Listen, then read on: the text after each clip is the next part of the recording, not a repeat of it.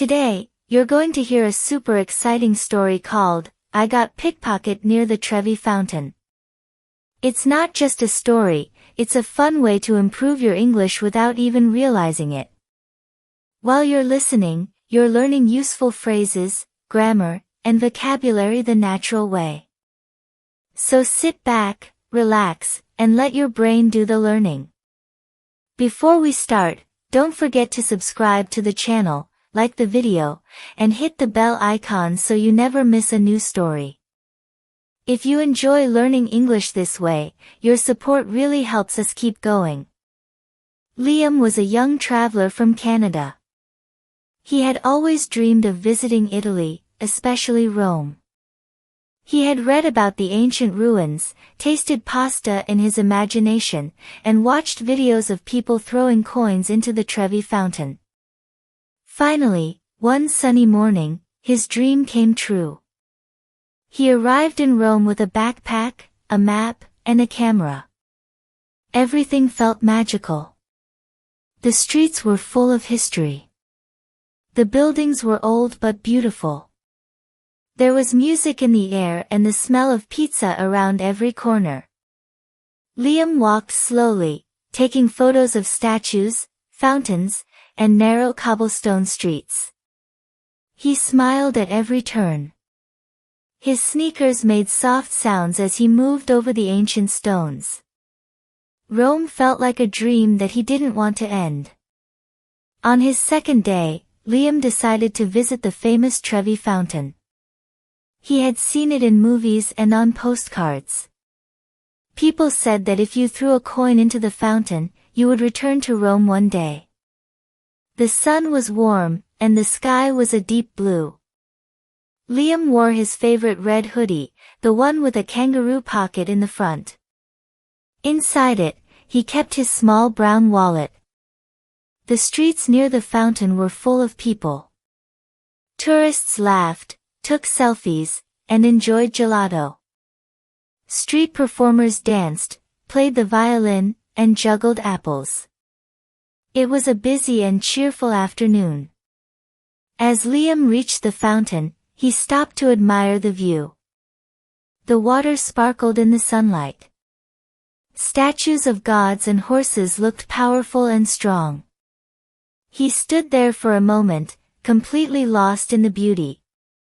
He reached into his backpack to get his camera. He wanted to take the perfect photo.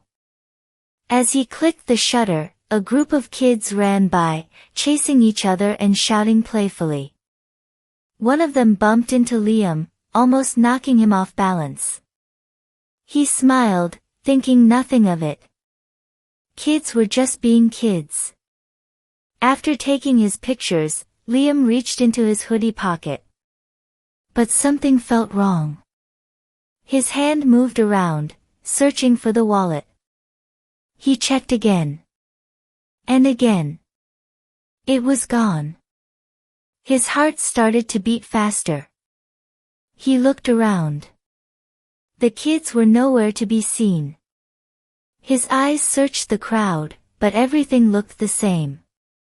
Happy tourists, busy performers, and people enjoying their day.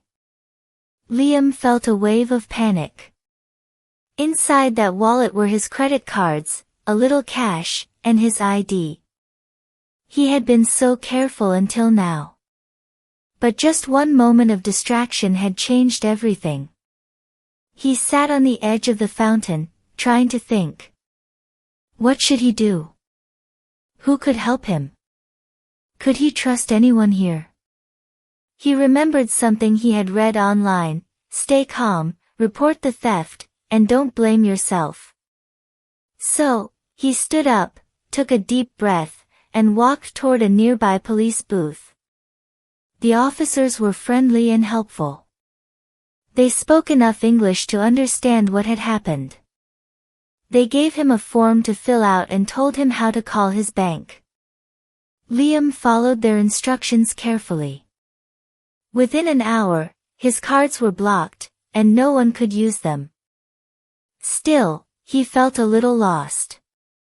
He had enough money in his hotel room to survive, but the experience had shaken him. Rome didn't feel so magical anymore. He walked back to his hotel slowly. The streets didn't seem so bright. The music felt distant. The pizza didn't smell as good. But something changed when he reached his room.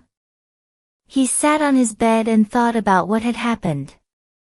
He had been unlucky, yes. But he had also handled the situation. He had stayed calm. He had asked for help. And now he knew what to watch out for. He decided not to let one bad moment ruin his trip. He wasn't going to hide in his room.